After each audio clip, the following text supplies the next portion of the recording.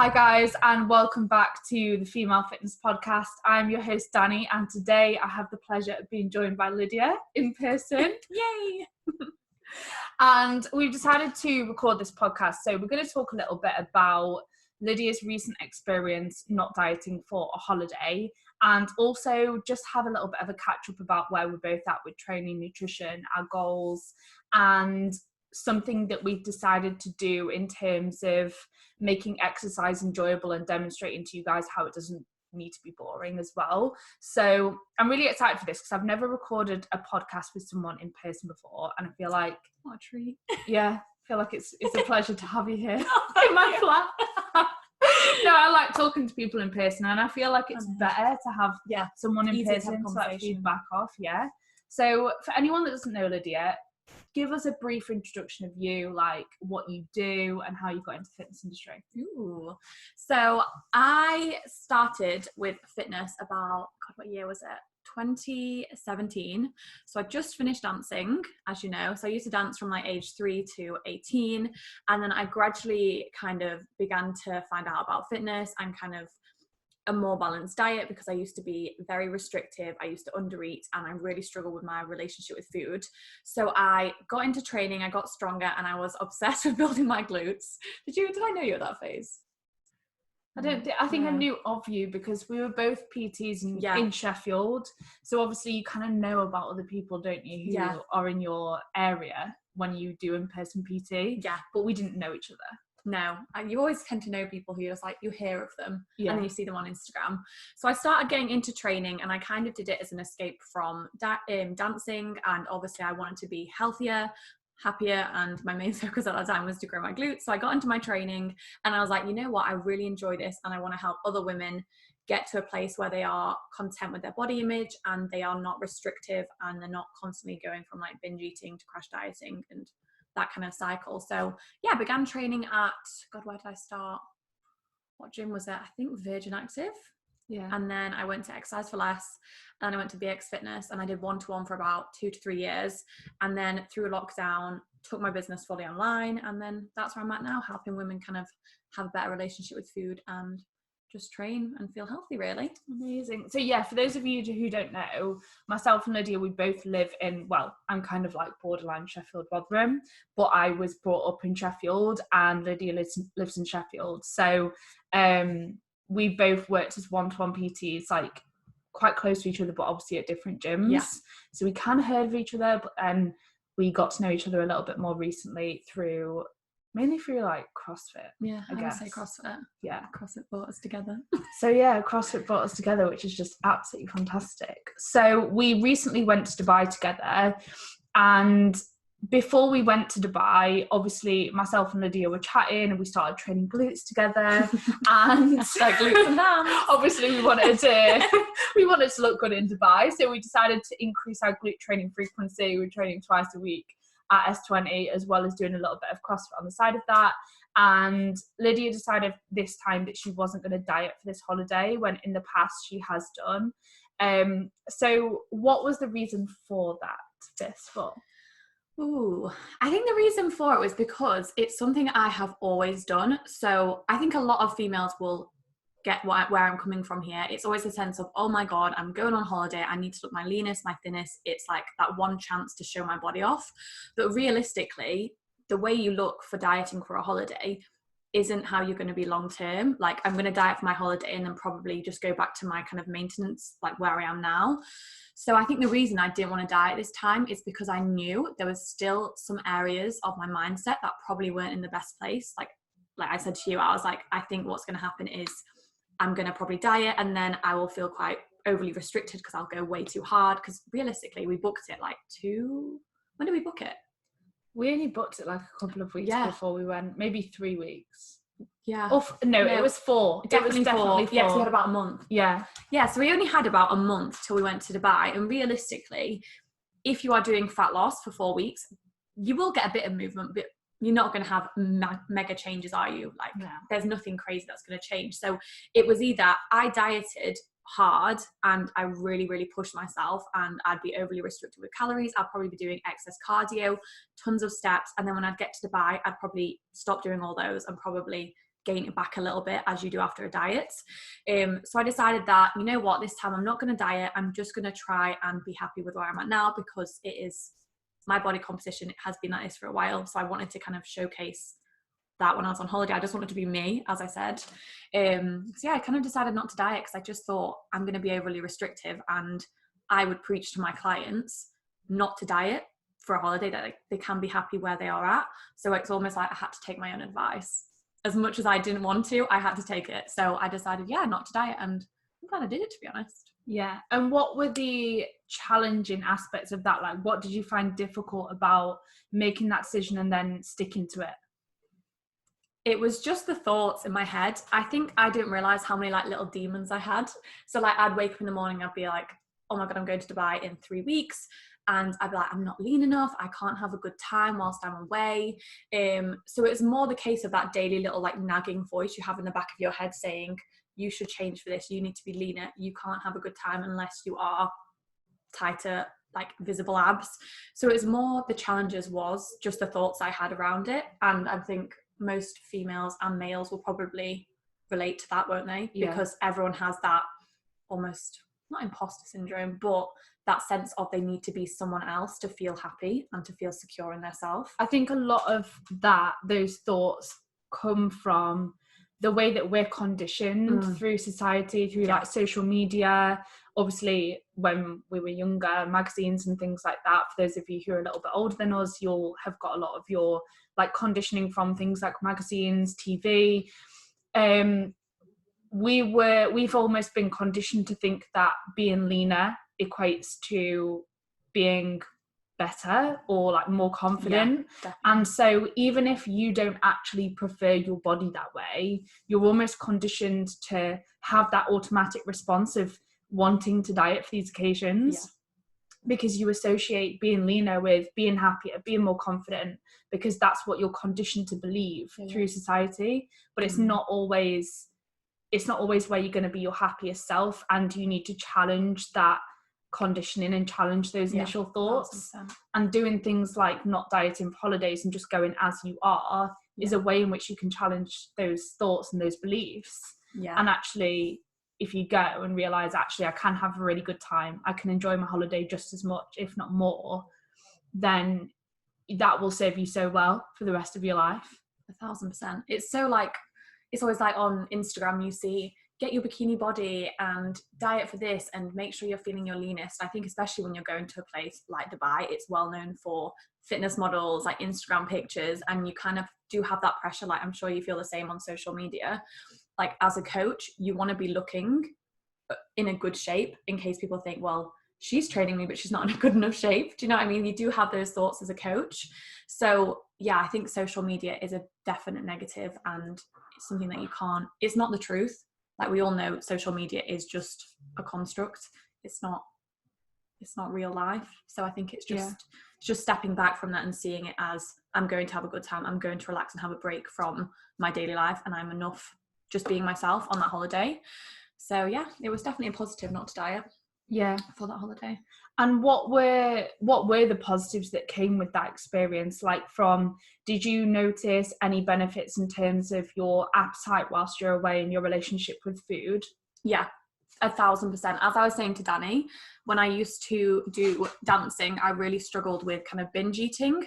So I'd go through phases of massive restriction. So I'd be dancing for, like 4 or 5 hours a day on top of doing school. And some days I was like hitting under 1,000 calories. And then it would get to the weekend and I'd feel absolutely starving and I'd go and binge. And I'm talking like excess of like 3, 4, 5,000 calories. So I've always struggled with that. And it's only in the past year that relationship has really started to improve. So I would say one of the biggest positives was that when I hadn't dieted for the holiday, I went on holiday and I didn't have that sense of my hunger levels were, at a good place. I wasn't particularly hungry. I could kind of eat food and decide to stop, which I think I said to you on one of the nights. I was like, oh my God, I've not finished my food. Was it one of the nights I said that? Was it the night we had pizza? Yeah, we had a pizza. We had I think I had a pulled beef pizza, and it was so good. And I got like halfway through and I was like just checking in on my hunger signals. I was like, I'm feeling really full right now. That was enjoyable. And probably one of the first times I just decided to stop eating, and there wasn't any kind of like, no, you need to eat this because you've been dieting so hard, like enjoy your food now. It's just a sense of, I've had a nice meal, I'm full, stop now. Like I didn't need to push it. Yeah. Whereas in the past, I would always go to that point of absolute fullness where I'd be throwing up because I couldn't like stop. It was just an automatic, like if you struggle with binge eating, you'll probably know it's on autopilot. You just can't stop. It's just eat.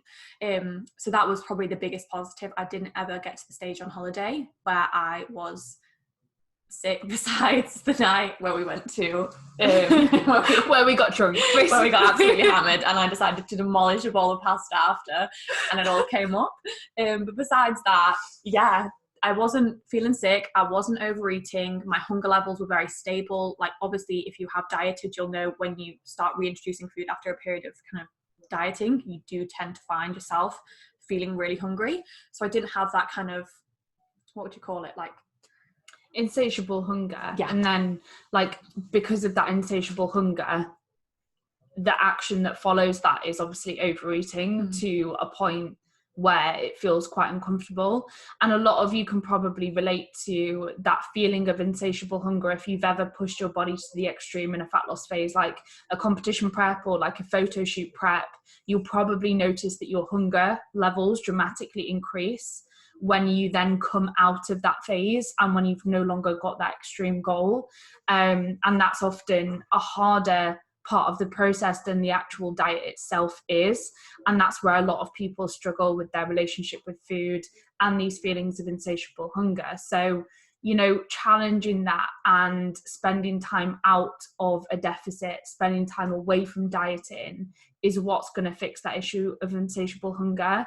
You're not going to fix it whilst you're still pursuing fat loss and constantly trying to strive to be leaner. So if you are in that phase right now where you're struggling with that, you just need to spend time and challenge yourself to spend time away from a fat loss phase, not dieting for all of these occasions, to just get your hunger cues to a more normal place so that you can eat and actually feel satisfied and not eat to the point of being uncomfortably full.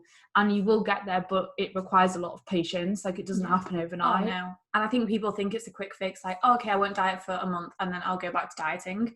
No, like I was always saying that. I was like, oh, I just won't diet for a month. And I've realized what in the process of doing this, I was like, you need to spend longer out of a deficit, because for however many years when I was dancing, I was always trying to get leaner, trying to get thinner, and especially in ballet, the idea is to be as lean as possible. So my mind is almost hardwired to, you need to get thinner, you need to like get leaner. So for me to undo all those years of kind of that kind of construct in ballet to get leaner, I'm going to have to spend a good year probably out of dieting, which is scary.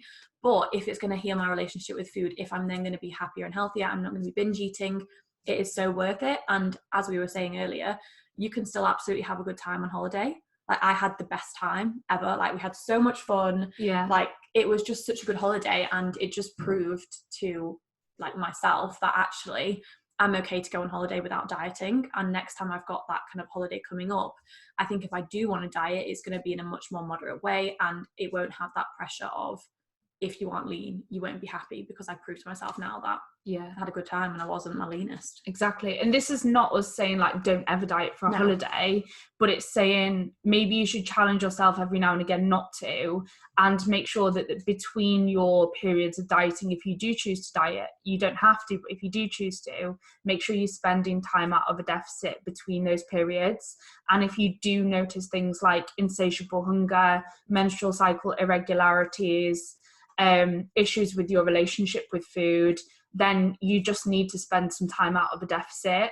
And if you're struggling with adherence due to like overeating followed by restriction, a way that you can think about it is, if you heal your relationship with food, if you address that first, you'll actually, your body composition will improve as a result of that, because you'll have a more consistent source of energy coming in, and you won't be going through these phases where you're overeating by thousands of calories and then restricting. So your recovery will be better, your training performance will be better, and you will be less likely to actually put body fat on, because you're not going through these excessive periods of overeating.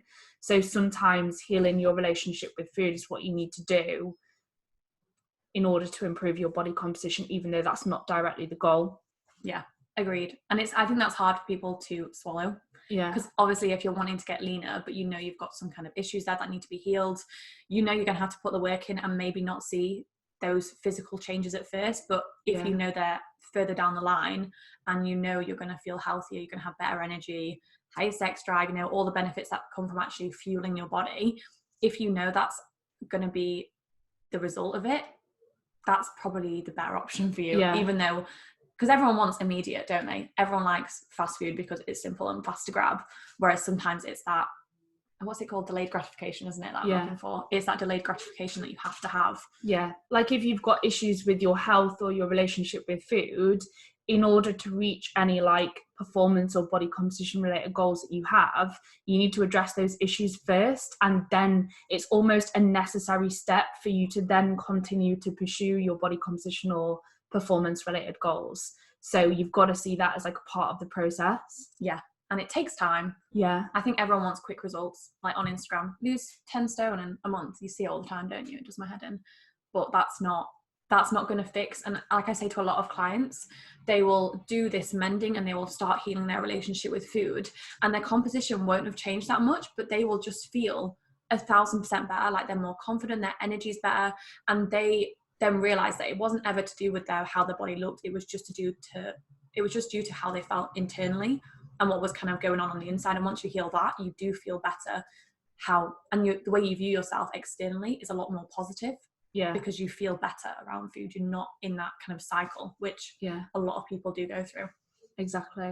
And did you find that your response to the holiday, both from a body composition perspective and from like a mindset perspective, was better due to you not dieting? Such as like, you sometimes when you diet for a holiday, like you said, you'll then go on holiday and then feel this insane drive to overeat, and then you'll come back, have regained loads of body fat and feel really shit about yourself. Did you find that you had a better experience this time because you didn't diet in some ways? Yeah. Oh, for sure. Like I didn't ever on holiday once, which was like, I came back and I spoke to my mom about it, and I was like, I've never actually had this experience before where I haven't gone on holiday and got to the point of extreme fullness. Like I would always overdo it. Any family event, I would always be there overeating because I'd had those periods of restriction. So yeah, when I came back from holiday, I was a little bit more watery just due to the fact that I was probably vastly dehydrated. I'd eaten, a different food. Obviously, you digest. I wasn't digesting food as well because some things were a lot of the Cheesecake Factory. But so I was a little bit more bloated, but my body composition realistically hadn't have changed. Like, I think if I'd have weighed myself a week before I went and the week after I got back, it probably would have been the same, if not leaner, to be quite honest. Yeah. So yeah, when I got back, I was just, back to I didn't really have I didn't feel like overeating when I got back. I felt really good. I had a nice time. And then, just back to training, back to eating the normal diet. Besides the tiredness after the flight, that was it really. Yeah. So yeah, no negatives from it. It was just a positive really. Yeah. So it just goes to show like not even just the experience of the holiday, but your relationship with food around it, but like your response to that can sometimes be better. And sometimes you've got to think like long term rather than about the next week or the next 2 weeks. You want to think about long-term success when you're approaching your like health and fitness related goals, if you want to be able to actually maintain your progress. Obviously, if you're doing something extreme that's short-lived, then that's fine. But like if you want sustainable results, which in reality most people do when they think about it, you need to think long-term and like not just about the holiday, but your response to the holiday. What's going to happen after that? Not just what's going to happen during that. Yeah, because it's what 1 week out of 52 weeks in the year. Yeah. And you shouldn't be prioritizing that 1%. Like, I do think you can diet for holiday, but you just have to question your motive for doing that. Yeah. Like, you need to tune in with yourself and be like, what is the reason for this? Is it because, it's for an unhealthy reason? Like for me, it probably was. And I didn't realize that until I actually challenged it. I think once you've challenged that, you can then make the assessment of whether dieting will be something positive for you or whether it will probably be something negative for you. I think if you're just dieting short term for a holiday, potentially, unless your relationship with food is very sound, I don't think there are that many benefits. Would you agree? Yeah, I agree. Yeah. If you're in a healthy body and you've got a good relationship with food, you're performing well, you're recovering well, I would really question like, do you need to diet for a holiday? maybe once in a while, but like what benefits is that going to offer you other than maybe a few pictures for Instagram where you look a little bit leaner, which is that even beneficial? I don't know. Sometimes I think I've not dieted for a few photo shoots recently, and I've done that purposefully and I feel really good about it. And one of the reasons I feel really good about it, not to mention the fact that my health is going to be better because I've not dieted, because everyone experiences some potential health detriments when they go through a fat loss phase, even if it's just minor. But yeah, my health is better because of it. But also, like, I know that the pictures on social media that I put out are representative of me now. Like, they are just me. It's not me extremely shredded, how I don't look now. It's just me in my natural body, like how my body sits happily, where I'm healthy, where I'm performing well, where I'm recovering well.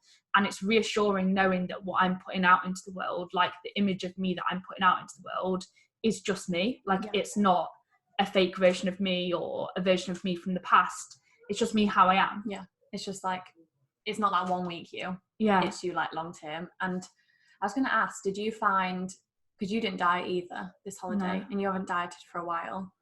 No. What was I going to say about this? I just had a question which has completely gone out of my mind. It was to do with dieting, but I can't remember. Yeah, so I've not, the last time I dieted, well, I competed I competed in October, the start of October last year. So that's the last time I was in a deficit. And then since then, I was obviously in a slight surplus post-show, put on some body fat. And then since around like February this year, I've literally been at maintenance the entire time. Like, I weigh in every now and again and I'm just the same. Yeah. And you've probably seen all the positives from that. Like, your training's in such a good place right now, and your energy is good. I think you mentioned to me you've always had quite a good relationship with food, haven't you? Yeah. So I'm lucky in that, like, obviously there's a difference between having an eating disorder and having disordered eating traits. And disordered eating traits can be things like what some people might class as normal. It can be like meticulously tracking your calories. It can be like thinking about your next meal. Obviously, they're things that you do when you're in a contest prep. So I have had disordered eating traits because I've meticulously tracked my calories, because I've been thinking about the next meal, because I've had like insatiable hunger. These things are disordered eating traits, but in isolation, they might not be a sign that you might be at risk of an eating disorder, for example. So I've never had an eating disorder, but I have had disordered eating traits that have come with competing. So I sort of have had a taste of what it might be like to have issues with food, but I've never had real serious issues with food. So obviously I've not had any of those disordered eating traits for a long time now, and I've been in a really good, like the best place I've ever been with food for a long time, just because when you compete, like, your relationship with food is a bit distorted, and that's just what the process. Yeah, it's what's necessary to get stage lean. But you don't want to have those disordered eating traits for extended periods of time, and the goal should be to sort of get rid of them post-show, and that's obviously what I've done. And like, I don't really track my food anymore. Sometimes I will in the run up to like a competition to make sure I'm eating enough, but like I said, I've been out of a deficit now all year, and I feel really good as a result of that. I do think, like, if I'm talking honestly, I do think my body composition has changed a bit, and I look maybe a little bit leaner than what I did at the start of this year. But that's just as a result of me training really hard and still hitting the fundamentals from a nutrition perspective, potentially putting on a little bit of muscle tissue, and tightening up a little bit whilst hovering around maintenance. But it's not been like I've not intentionally pursued fat loss. Yeah, and it just shows that you can still make progress towards your composition without feeling like it's an intentional strategy that you put in place. Like, you've just gradually changed over time. Exactly. Which is really positive. And that's what I was going to ask. Remembered now. I was going to say, in terms of the leanness thing to do with Instagram, did you ever feel a pressure as a coach to take pictures where you're looking leaner, in the sense of that people would maybe respect you more if you were leaner or looked like you had more visible muscle? Because I found I had that pressure as a coach on Instagram. Sometimes you do feel that sense of, no one is going to want to work with me if I'm not my absolute leanest, or I'm showcasing that. I don't know. Yeah. Do you find that? I think I felt it maybe more when I was competing. So like, whenever I was in a contest prep, I would be like you can if you've been through a contest prep, you can probably relate to this. Like, I would be obsessed with taking pictures of my abs and like trying to show off how lean I was, and like flexing a lot. And like now, if I take a picture of myself, I'll pose, but I won't like really try and show my abs or like flex my shoulders and stuff. Like, I just don't really care as much. Whereas when I was competing, because the emphasis at the end of the day, you've got this goal, and your success on stage is dictated by your body composition and obviously your stage presentation alongside that. But the main focus is your body composition. You have to control that such a minor detail that it consumes your thoughts. And like whenever I was taking pictures of myself, I'd want to look as lean and ripped and muscular as I possibly could, because that was my goal and that was my sole focus. And then I sort of I felt like in my head my success was more based on my body composition. But now I know what my values are. They're very strong, and I care much more about educating people, providing like really useful content, knowing that I'm actually good at what I do as a coach, as opposed to like just looking shredded. And I still think it's good to practice what you preach and to prioritize your health and train consistently and prioritize rest and recovery. And usually with that will come a good physique, like as a byproduct. But I don't think that it should be a case of you thinking leaner is going to equate to more success as a coach. And it definitely, if you're shredded, it doesn't mean that you're a good coach by any means. And sometimes actually the time, energy, effort that goes into getting shredded will take away from your ability to coach, because you'll lose your ability to concentrate will decline. You'll obviously have to dedicate time to doing cardio, to prepping your food, tracking your calories, training, tracking your food meticulously, being obsessed with food. All of these things like will take away from your ability to coach. So sometimes someone who's shredded might not be as good of a coach as someone who's carrying a normal amount of body fat. But yeah, I think it's important to practice what you preach, but that doesn't mean like it wouldn't be me practicing what I preach if I was to get shredded anymore, because I preach health. I preach a sustainable approach to training nutrition. So for me, it would now be me going against what I preach to get peeled. Yeah, and you've changed your message now, haven't you? Yeah. Like we were speaking about this in the gym quite a lot, and you felt like now your approach was very much health is first, like everything should be around you feeling happy, healthy, energy's in a good spot.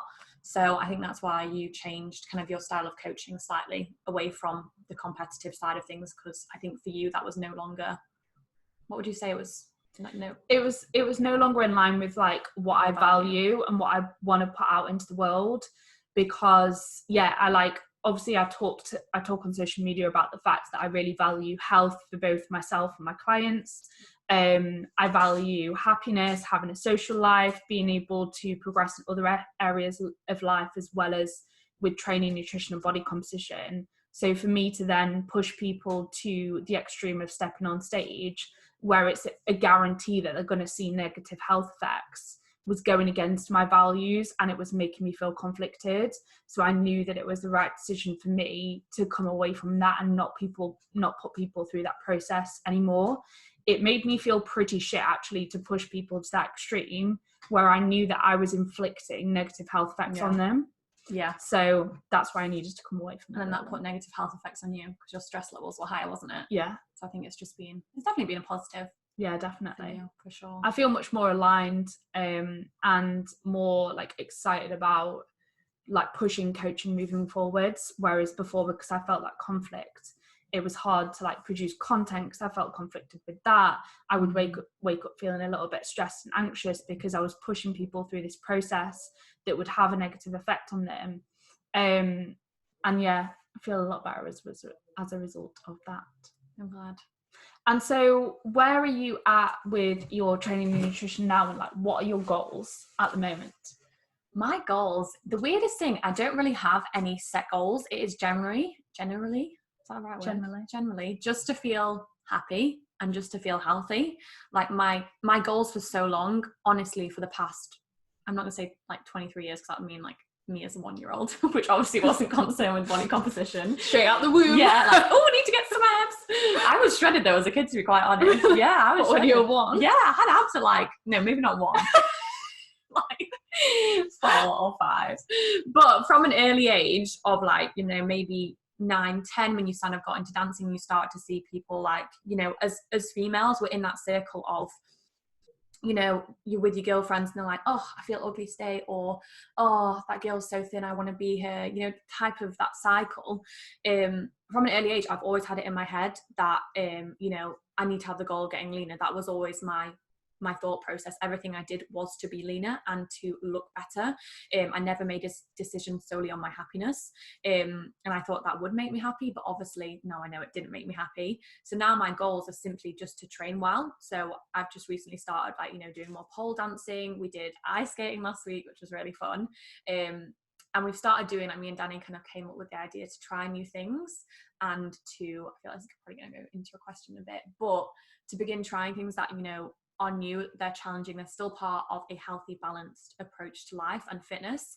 So now my goal is to just train well, get strong, you know, maybe grow my bum a little bit because everyone wants to grow their bum. And yeah, my goals aren't really composition based. I think in future, I probably would like to be a little leaner, if I'm being 100% honest, but I know that's not going to be in the next 6 months. I know I still need to be out of a dieting phase for a good period of time so I can really solidify a good solid relationship with food. So yeah, just enjoying training, doing a bit pole, getting strong. What about you? What are your goals? Yeah. Same. I think that my goal is basically to just maintain a lifestyle that supports my progress with my training and body composition related goals. Like, I no longer want to push the absolute extremes with things. And do you know what? I think that more people should have this approach, that if you want to make long-term progress that you can actually sustain, so you don't have to go through this constant cycle of like dieting and then putting the body fat back on afterwards and then dieting again and constantly feeling like you're fighting against your body, you need to think about addressing your lifestyle and making lifestyle changes that will support the kind of progress that you're trying to make. So the progress that I'm trying to make, I want to progress with my training performance. I want to get stronger and fitter. And alongside that, I want to be healthy, not just physically, but mentally as well. And I want to look good. I don't care about saying that. I don't like have any negative feelings around saying I want to look good. I do care about my body composition, so I want to maintain good condition and I want to continue to grow my glutes like most women. So in order to progress with those goals, I need to make sure that my lifestyle supports that. So training will always be a non-negotiable for me. I will always hit the fundamentals from a nutrition perspective, like having a serving of protein with each meal, lots of fruit and veg, lots of whole foods that will support my health. I'll always have a good amount of food pre and post workout. I will always journal to support my mental health. Things like this are a part of my life. They're habitual. I will make them habitual if they're not already, and a lot of them are already habitual. And that's how I think a lot of people should think about their progress if they want long-term results, as opposed to thinking, oh, I'm going to go on this 12-week shred, but then what's going to happen after that? Yeah, no one thinks about the post-diet diet. Yeah. Like, I always address this with clients. I was like, after we have done fat loss, you're probably the same. We need to have a period where we are practicing maintenance, because if you don't practice maintenance, you don't understand it. Like, the habits that got you to the stage where you wanted to lose body fat and maybe you were holding more than you liked, if you then stop dieting and go back to those old habits, you're just going to reverse back to the composition you had before the dieting phase.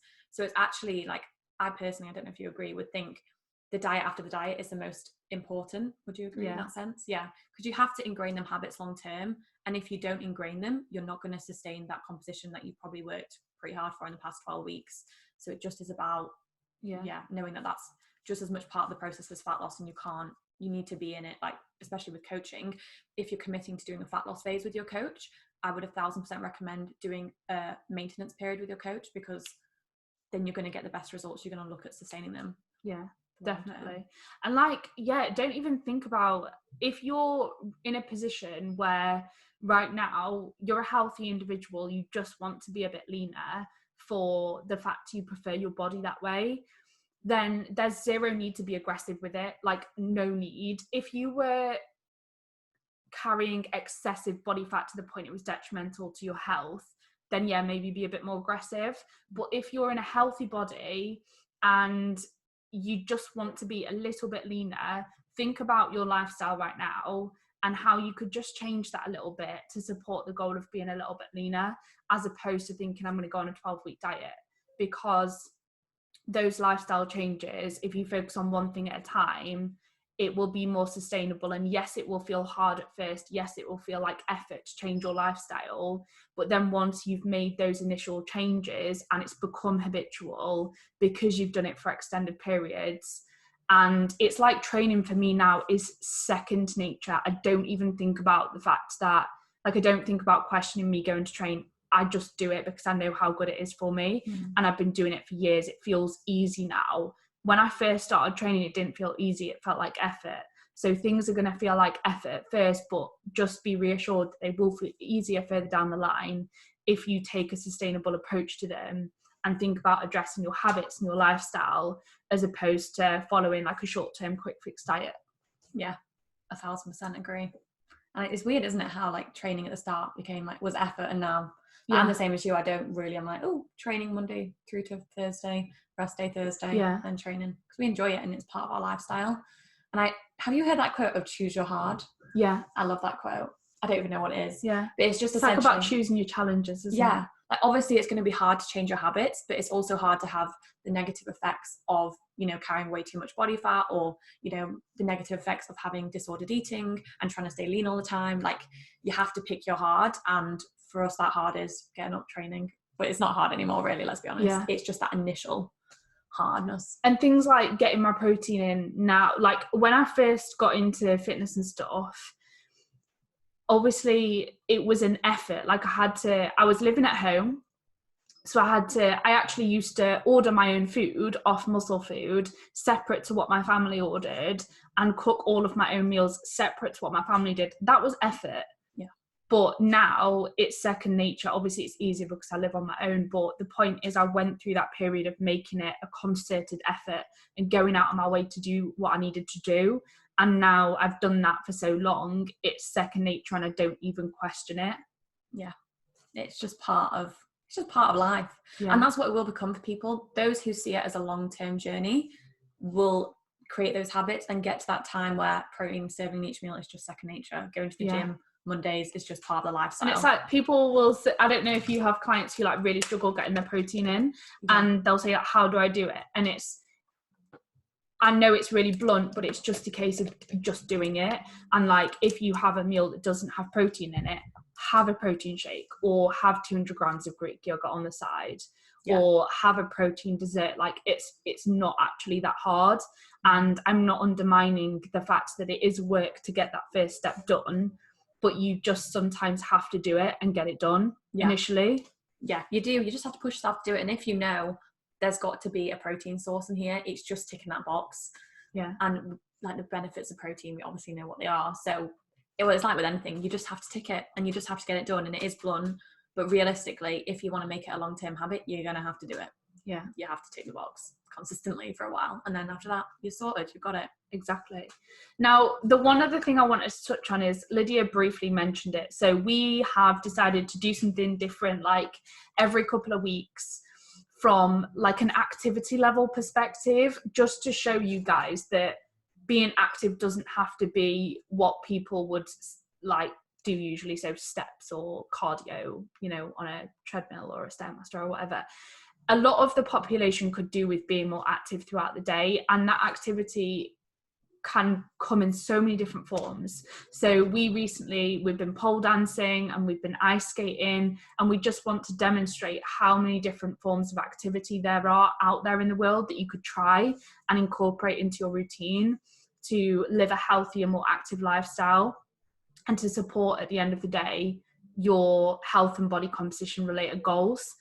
And alongside that as well, I think that a lot of people just end up like going through the motions of their life and like not trying new things that they could really enjoy and that could really positively impact their mental health.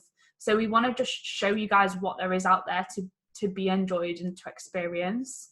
And like it was so fun going. It was so fun, and we were dying, by the way. Yeah, like, my back was blowing. Your my glutes and hamstrings were they were killing. Fired up. Yeah, like we were just saying, it was so much fun, and you know, it doesn't have to be anything crazy. Like you don't need to go and bloody skydive, the language. But just go and do something new. Like whether it's ice skating, like we've done ice skating. I'm doing pole more regularly now because I really enjoy it. We were talking about doing like an adult dance class. Yes. Which will be interesting. If anyone knows who listens to this, any good adult dance classes, please give us a message. Yeah, we're willing. Like we're gonna travel every now and again as well. So we're gonna show you guys like where you can do things, how much they cost, what you can do, and something really important to recognize as well is like human interaction is so good for your health as well. So it can be a part of being social and getting together with friends and family. All too often people sit at home on their own and just go on social media and sit and scroll. What else could you be doing with that time that could actually positively impact your health? Like seeing your friends in person or going and enjoying a different activity, getting some activity in as a whole, like getting some fresh air.